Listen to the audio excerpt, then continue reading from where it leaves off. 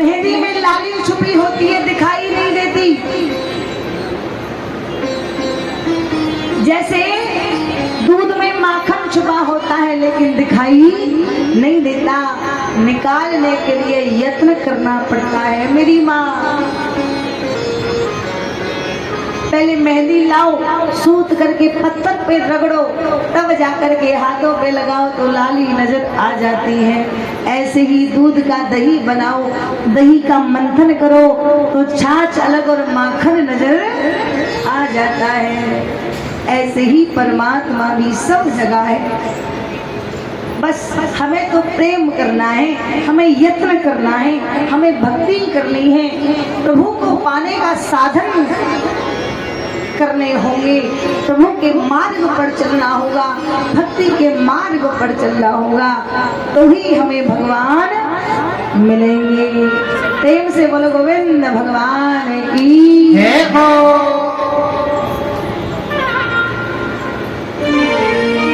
आइए एक छोटा सा भजन गाते हैं सभी।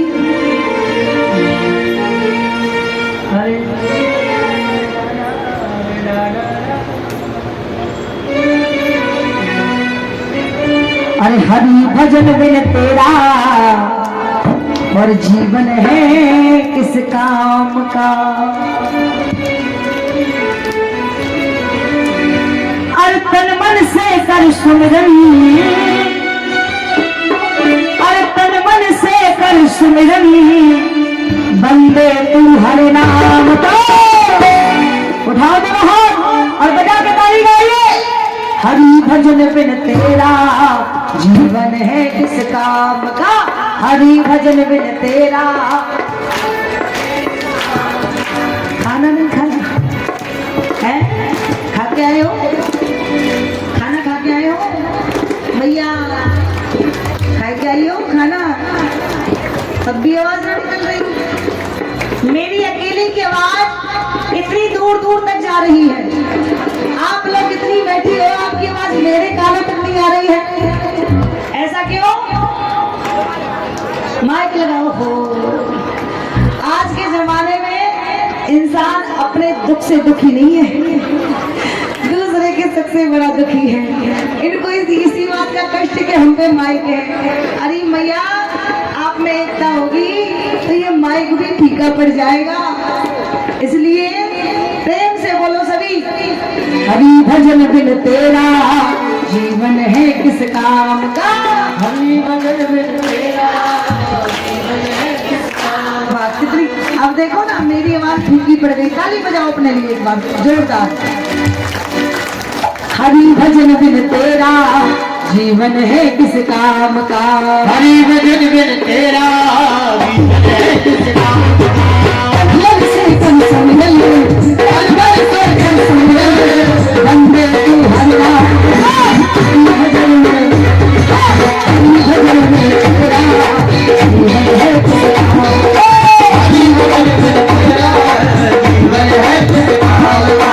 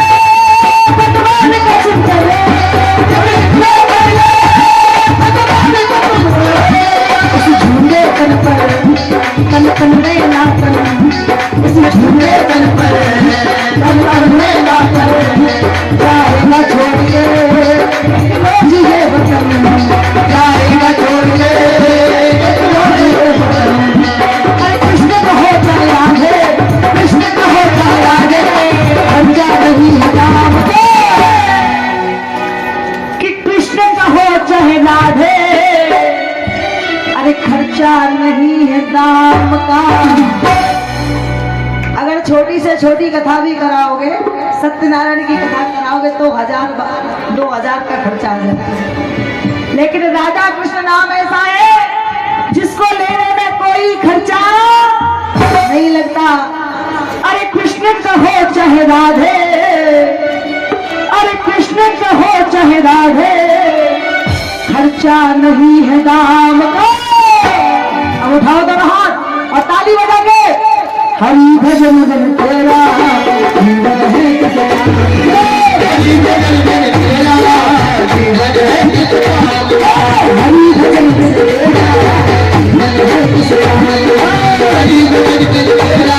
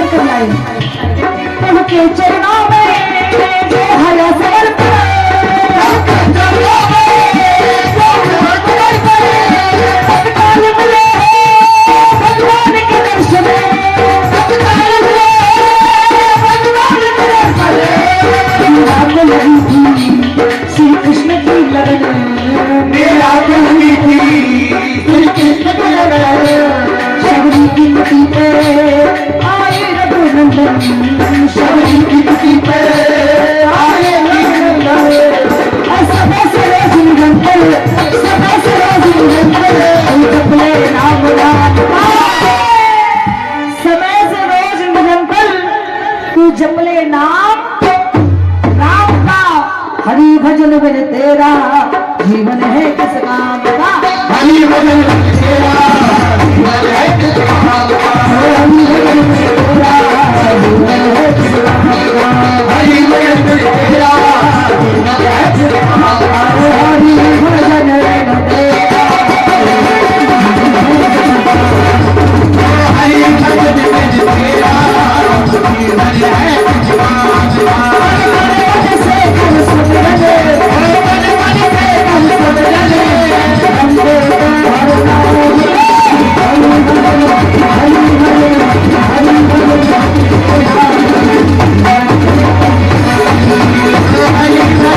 तेरा जीवन है किस काम का।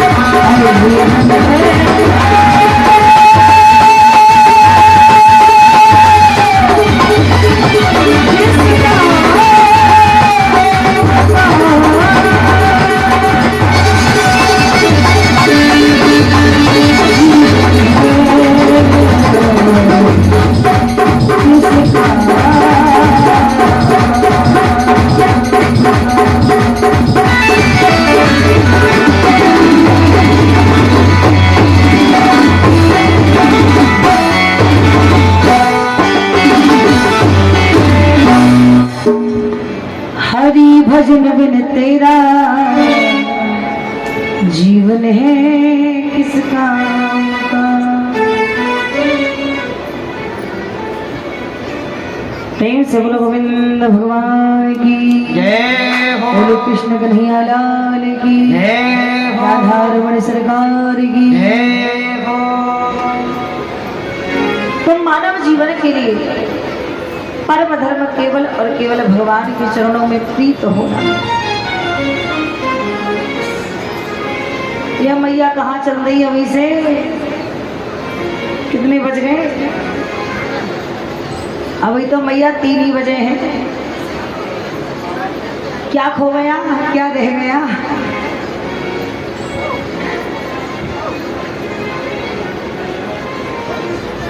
आराम से घर जाने की इतनी जल्दी मैया गिरती पड़ती जा रही है। अच्छा एक बात बताऊं मैया, मेरा मन ना लगे जब तक आप लोग नहीं आओ सब, और अपनी सखी ने बुला के लाए करो। आप जितनी ज्यादा आओगे उतना ज्यादा मेरा मन लगेगा, क्योंकि हम यही वाले तो आवे अपनों घर छोड़ के। एक मैया को छोड़ के यहाँ हजारों मैयाओं का प्यार तभी तो मिलेगा जब हमारी सारी मैया आएंगी अपना अपना घर छोड़ के, हैं? तो सभी आया करो,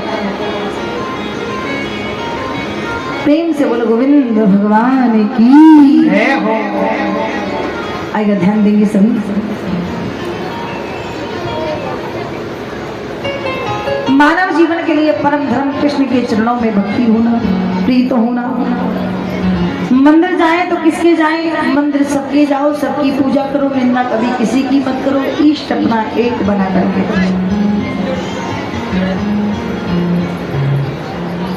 भगवान अजन्मा है, भगवान हमेशा अवतार लेकर के आता है। इस प्रकार 6 प्रश्नों के उत्तर दिए हैं।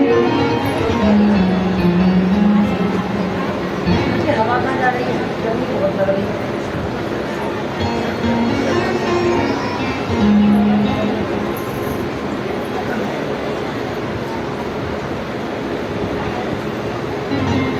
सूत जी महाराज कहते हैं,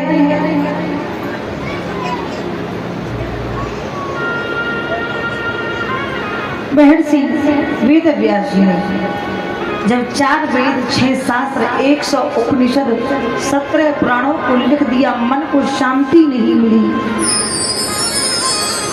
तब नारद जी के कहने पर नारद जी ने उनको 4 मंत्र दिए, भक्ति, ज्ञान, वैराग्य और तप, जो उनके पिता ब्रह्मा जी ने उनको दिए। वही 4 मंत्र नारद जी ने महर्षि वेद व्यास जी को दिए और भागवत लिखने को कहा। भागवत कैसे लिखें? बुढ़ापा आ गया, थोड़े से लिखे कि हाथ दुखने लगा, तो गणेश जी को बुलाया। महर्षि वेद व्यास जी बोलते जा रहे हैं और गणेश जी भागवत जी को लिखते जा रहे हैं। उसके बाद में विचार करते से कहने का, इसको सुनने का अधिकारी तो वो है, सबसे पहले वही सुनेगा, वही कहेगा जो जिसने काम और क्रोध पर विजय पाई हो। बोले ऐसा तो मेरा पुत्र है, लेकिन उसे लेकर के कौन आए? अपने शिष्य को भेजा, जहाँ सुखदेव जी तपस्या कर रहे हैं वहां जाकर के भागवत जी का आधा श्लोक पढ़ा कि जैसे ही आधा श्लोक सुना तो उनका हृदय गदगद हुआ और शिष्य के पास में, शिष्य के साथ में आकर के महर्षि वेद व्यास जी के पास में पहुंचे। कहा महाराज, जो आपने अपने शिष्यों को कथा सुनाई है वो कथा मुझे भी सुनो। बोले जाओ पहले शिक्षा अध्ययन करके आओ।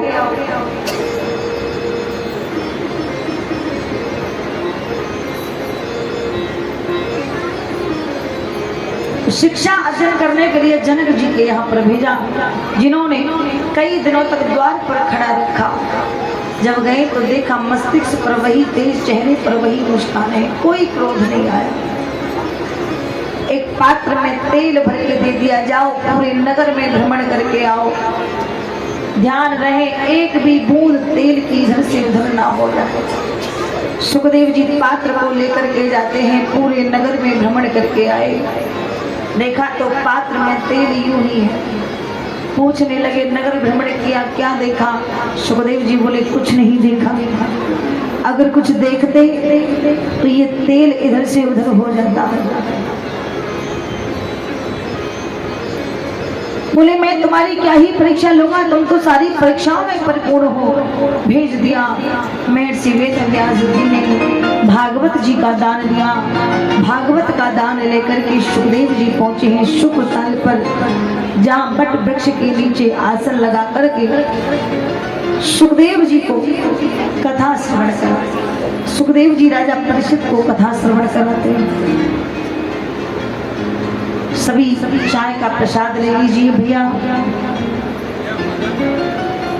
और हमारे इंस्ट्रूमेंट वाले कलाकार आ जाएं सभी। एक दो भजन हो जाएगा जब तक चाय बटेगी। ढोलक वाले तो बुलाए।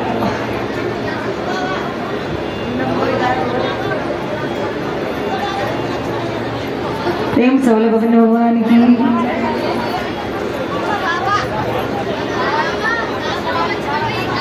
शांति का दान दीजिए सभी, प्रेम से प्रसाद पाइए।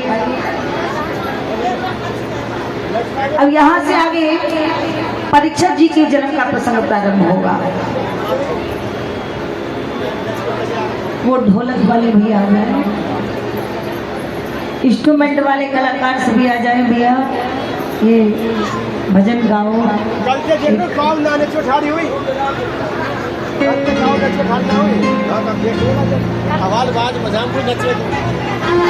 और भैया जल्दी जल्दी चाय पी लो, नाचना भी है, सब भजन गाएंगे भैया हमारे, जहाँ आप सभी नृत्य करेंगे बड़ा सुंदर। और ये नहीं माताएं ही नाचेंगी, भगवान तो सबके हैं, कथा भी सबकी है, सभी को नाचना चाहिए।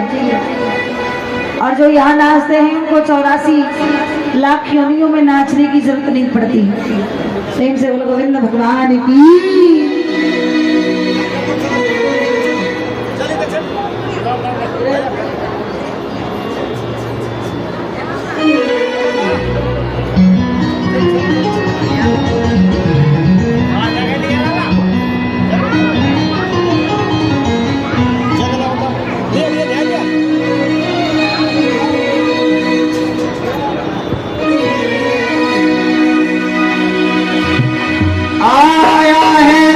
जाएगा राजा रंग फकीर, कोई सिंहासन चढ़ चला, कोई बंधा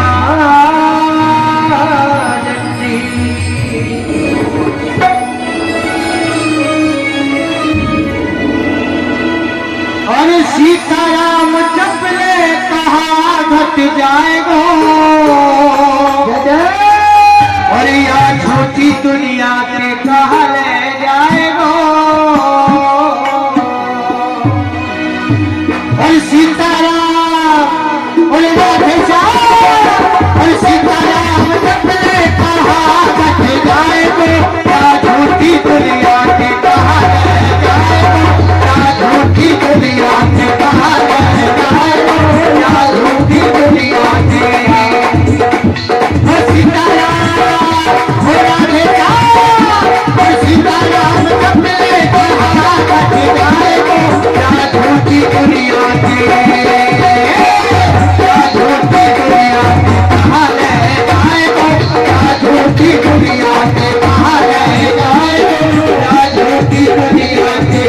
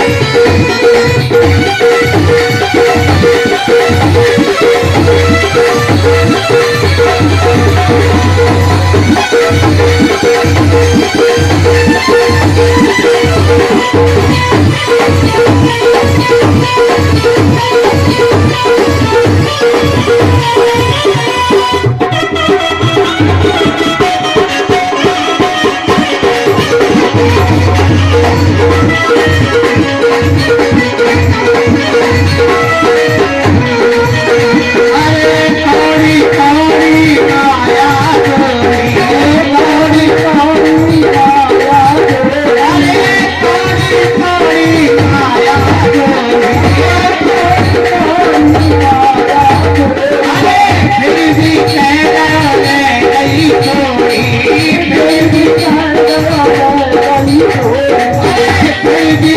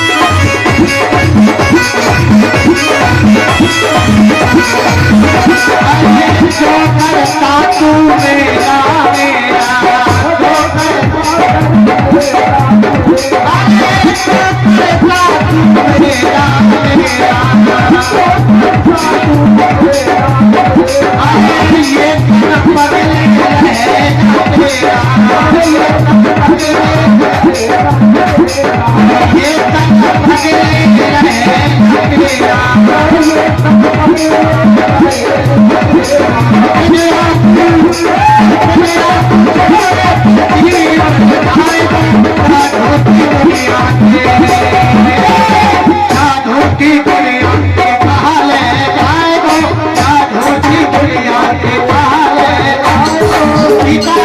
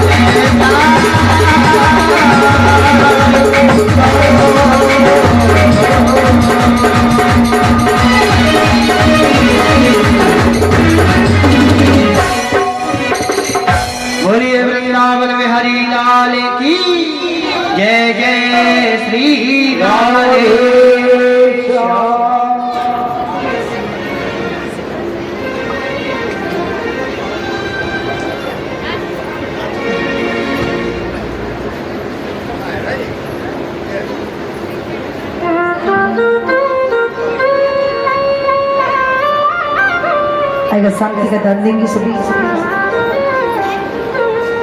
यहाँ से राजा परीक्षित के जन्म का प्रसंग प्रारंभ होता है।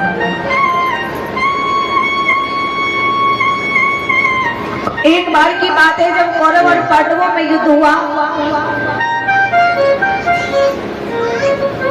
सभी कौरव मारे गए, दुर्योधन घायल अवस्था में पड़ा हुआ है। अश्वत्थामा ने आकर के पूछा, भैया तुम्हारी ये दशा किसने की है? दुर्योधन ने कहा, ये दशा मेरी पांचों पांडवों ने की है। तुम जाओ पांचों पांडवों के सिर काट करके ले आओ।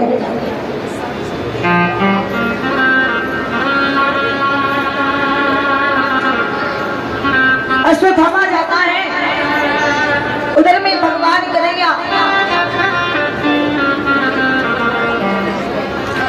रात्रि का समय है,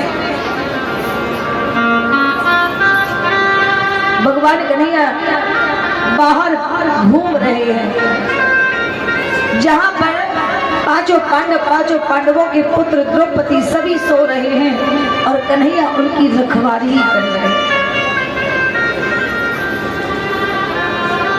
अर्जुन की आंखें खुली, देखा तो पीतांबर झिलमिल झिलमिल चमक रहा। जाकर पूछा, माधव आप सोए नहीं? बोले हाँ मैं तो नहीं सोया। एक काम करो, तुम इस कक्ष से उठ करके दूसरे कक्ष में सो जाओ। पांचों पांडव कृष्ण की बात मान करके दूसरे कक्ष में सोने के लिए चले गए, लेकिन पांचों पुत्र नहीं गए। बच्चे थे, नहीं उठ पाए, रात्रि वहीं की वहीं सो। अश्वत्थामा आया, आकर के पांचों पुत्रों के सिर काट कर ले जाकर के दुर्योधन के सामने रख दिया। दुर्योधन ने कहा, भैया तुमने अच्छा नहीं किया, हमारे वंश में तो पहले से ही कोई पानी देने वाला नहीं रहा, आपने पांडवों के वंश को भी खत्म कर दिया।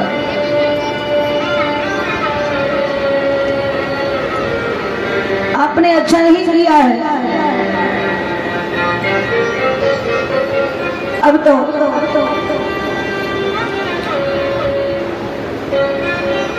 उधर में जब अर्जुन को पता चला कि मेरे पुत्र मारे गए, धनुष बाण लेकर के प्रण कर लिया, जिसने भी मेरे पुत्रों को मारा है मैं उसे जीवित नहीं छोड़ूंगा। अश्वत्थामा को पकड़ के लाए, ला करके द्रौपदी के सामने रख दिया। कहो द्रौपदी इसे कैसे मारूं? आप कहो तो इसके सर को धड़ से अलग कर दूं, आप कहो तो इसे जिंदा जला दूं। इसने हमारे 5 पुत्रों को मारा है, इसे 5 बार मरना चाहिए, लेकिन ये अकेला है, ये मर नहीं सकता, अकेला है, इसे एक ही बार मरना पड़ेगा। इसलिए तुम जैसे कहोगी मैं इसे वैसे ही प्राण दंड दूंगा। द्रौपदी जिसे कृष्ण अपनी बहन कहते हैं, जिसको कन्हैया अपनी सखी कहते हो, उसका हृदय कैसा होगा? मना कर दिया, नहीं अर्जुन इसे मत मारो, इसे मारने से मेरे पुत्र वापस नहीं आ जाएंगे।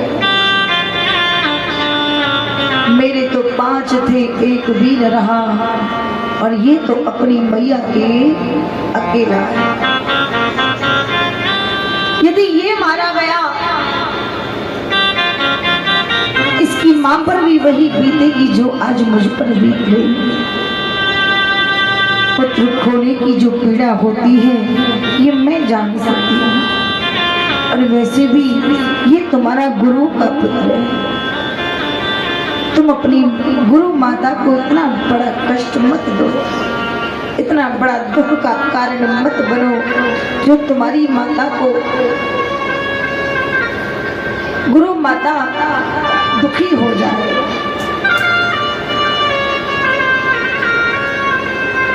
ये ब्राह्मण है, ब्राह्मण पर कभी हाथ नहीं उठाना चाहिए, चाहे वो कैसा भी।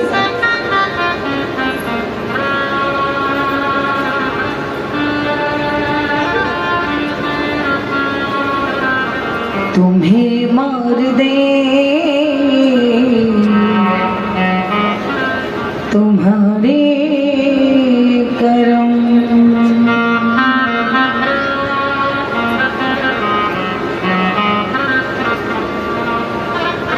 तुम्हें मार कर क्यों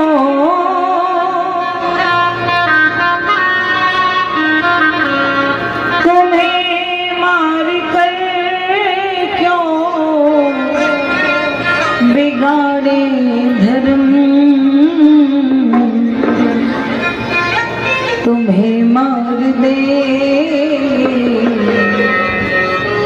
तुम्हारे करम।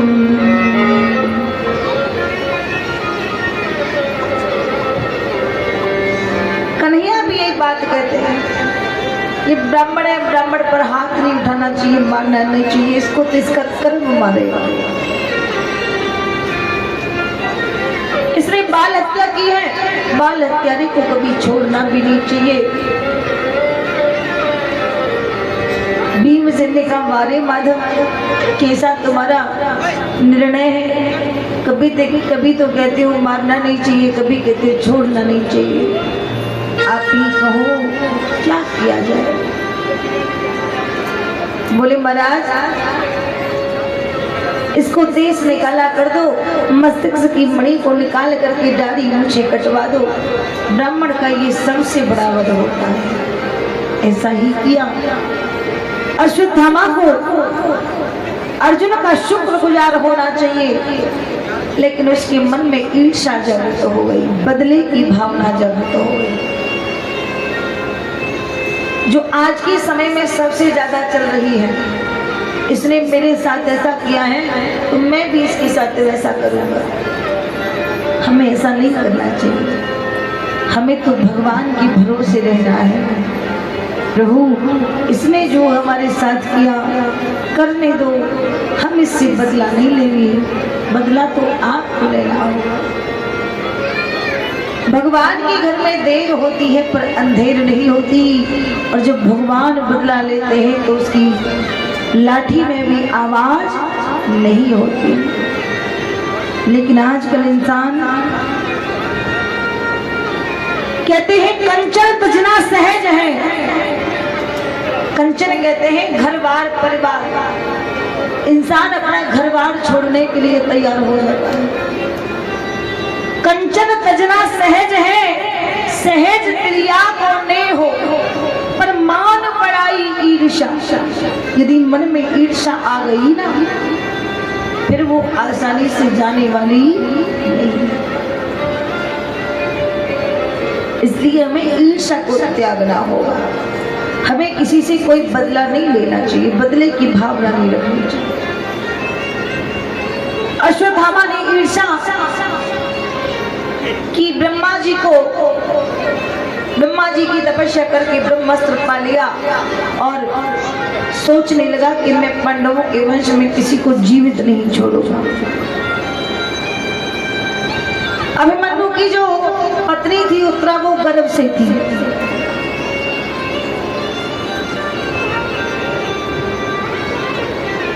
आकर के ब्रह्मास्त्र चला दिया। माता उत्तरा भगवान को पुकारने लगी, भगवान से प्रार्थना करती, पाहि पाहि महायोगिनी देव देव जगत्पते न्यायं तद्भयं पश्येत् यत्र मृत्यु परस्परम्।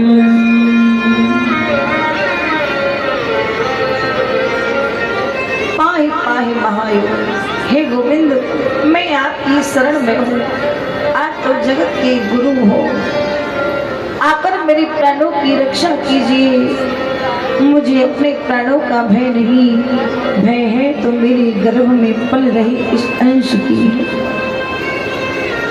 यदि ये माना गया तो हमारा वंश आगे कैसे बढ़ेगा?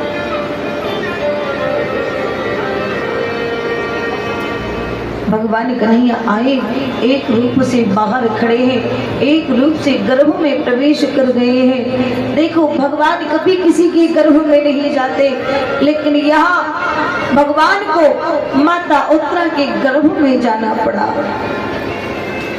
क्योंकि एक भगवान ही ऐसे हैं जो काल से परे हैं, जो कालातीत हैं, जिन पर किसी भी शक्ति का, किसी भी अस्त्र का, शस्त्र का, किसी भी काल का भगवान पर कोई असर नहीं होता। इसलिए भगवान को गर्भ में जाकर रक्षा करनी पड़ी।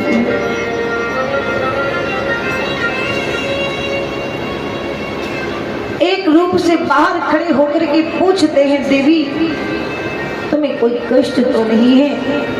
माता उत्तरा कहती, प्रभु आपके होते मुझे कोई कष्ट हो ही नहीं सकता। इस प्रकार भगवान ने गर्भ की रक्षा की। समय व्यतीत तो होता है। एक दिन भगवान बोले,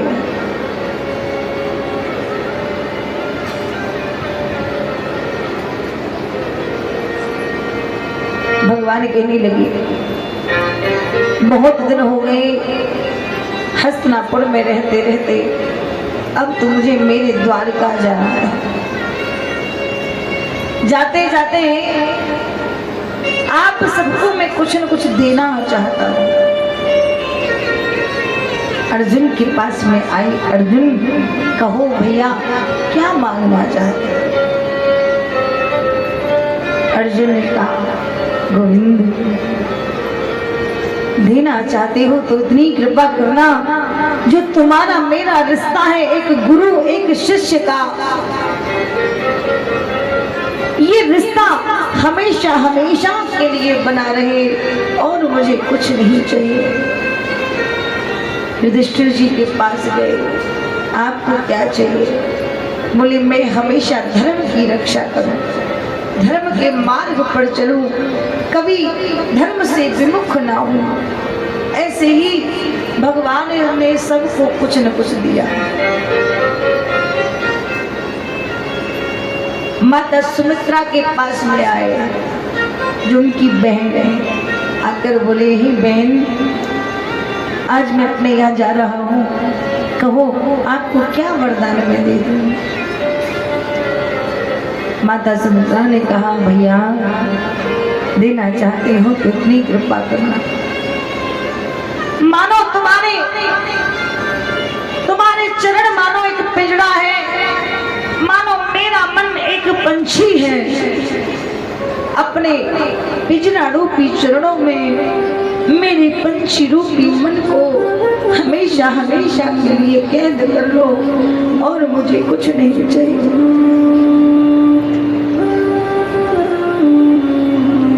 माता द्रौपदी के पास गया, बहन मैंने सबको कुछ न कुछ दिया है, तू भी मुझसे मांगे।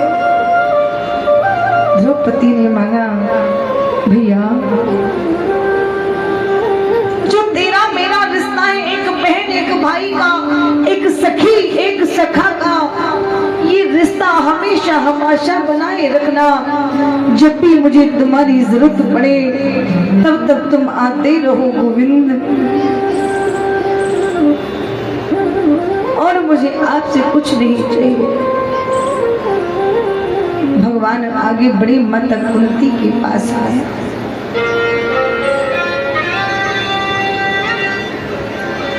जो माता कुंती को भगवान बड़े प्रेम से बुआ कहते हैं। अरे बुआ आज मैं द्वारिका जा रहा हूँ, मुझसे कुछ तो मांग ले। माता कुंती कहने लगी, वाह रे लाला,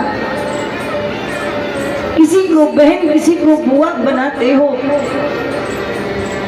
असल में आप तो समस्त संसार के ईश्वर हो। पिता गुरुवस्त जगताम अधीशो, सारे संसार के पिता आप हो, सारे संसार के गुरु आप हो, सारे संसार के ईश्वर आप हो।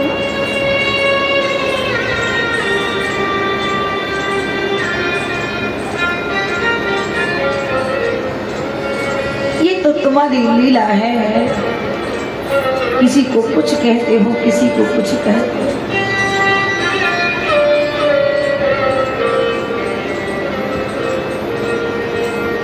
भगवान बोले,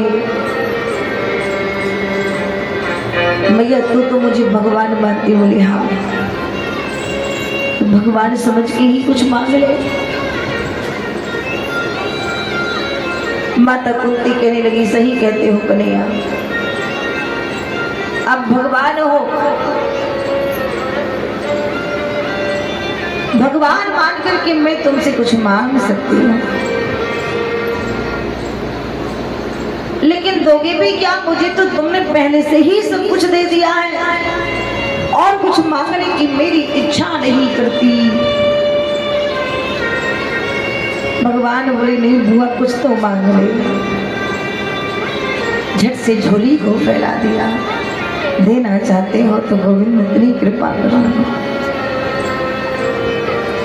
विपतः संतुन शाश्वतत्र यंत्र तंत्र जगत गुरु भवतो दर्शनम यतशा पुनर्वद दर्शनम।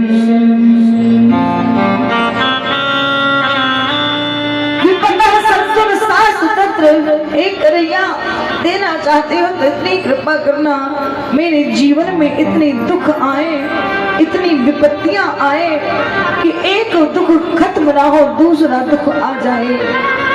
हर सांस पर मेरे जीवन में कष्ट आते रहे, मुझे दुख के सिवाय कुछ और नहीं चाहिए।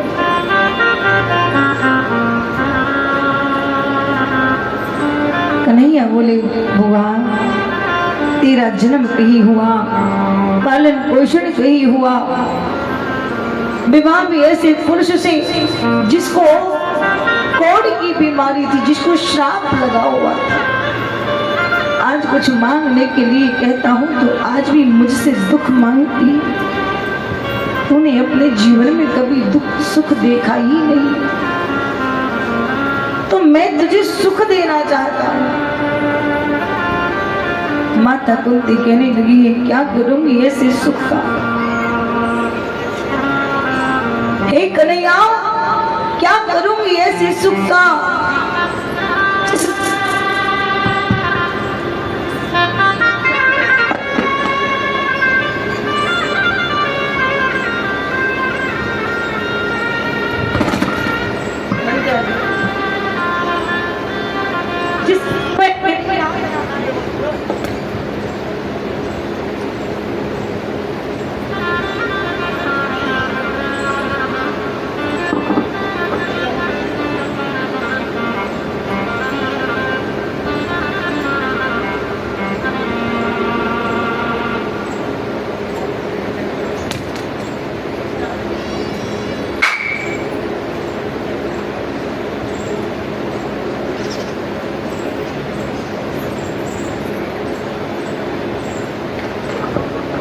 हेलो हेलो हेलो,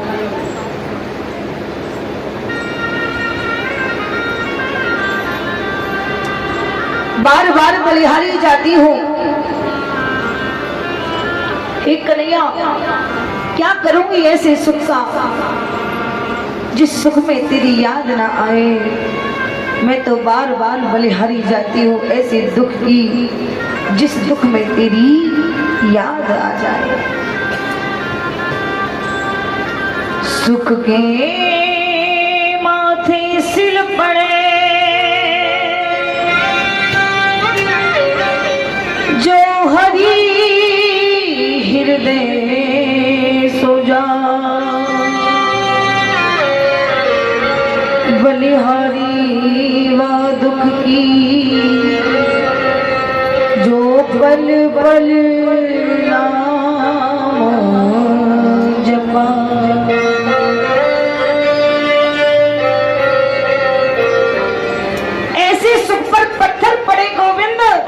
जो सुख तेरी याद भुला दे। अरे मैं तो बार बार बलिहारी जाती हूँ ऐसे दुख की जो दुख तेरी याद दिला दे। एक कन्हैया, मुझे जीवन में सुख नहीं चाहिए। जब भी मेरे जीवन में दुख आया भगाना है और मेरे दुख को दूर करने के लिए आप सबसे पहले आए, जिससे मेरा दुख भी दूर हुआ है, तेरा दर्शन भी मुझे हुआ है, और मुझे क्या ही चाहिए। देखा होगा जरा सा दुख आते ही हम भगवान को याद करने लग जाते हैं, जरा सा कांटा भी लग जाए तो भगवान को याद करते हैं, और सुख आते ही हम भगवान को भूल जाते हैं।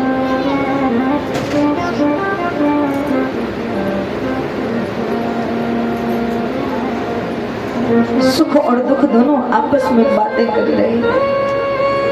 भैया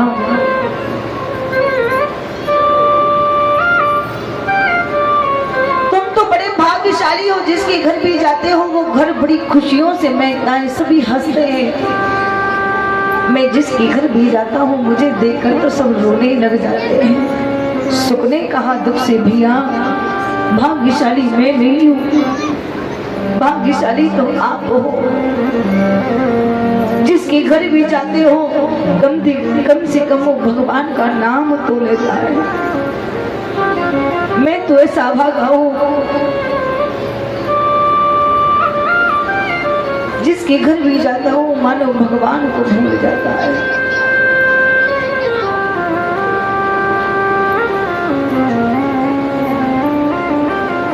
भैया अभागा तो मैं हूँ, जिसको न तो भगवान का दर्शन होता है ना भगवान का नाम सुनने को मिलता है।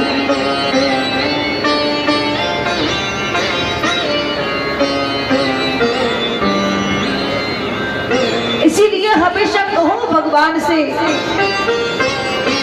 दुख को देखकर कभी घबराना नहीं चाहिए। सुख दुख तो आती जाती दो छाया है, सुख जाएगा तो दुख आएगा, दुख जाएगा तो सुख आएगा। जब तक जीवन में दुख नहीं आएगा पता कैसे चलेगा कि सुख भी कोई चीज होता है। जैसे रात्रि के बाद घोर रात्रि के बाद में सवेरा होता है, ऐसे ही दुख के बाद में सुख भी जरूर आता है। कि दुख में मत घबराना पंछी, ये जग दुख का मेला है। चाहे भीड़ पड़ी अंबर में उड़ना तुझे अकेला है।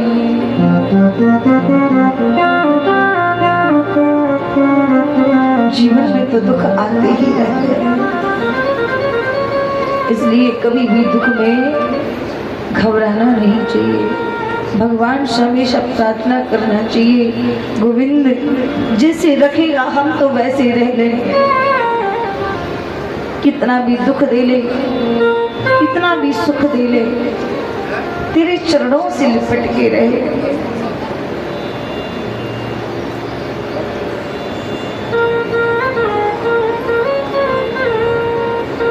तेरे फूलों से भी प्यार, तेरे कांटों से भी प्यार,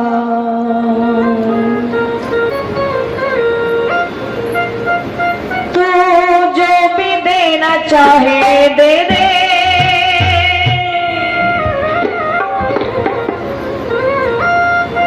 मेरे सरकार तेरे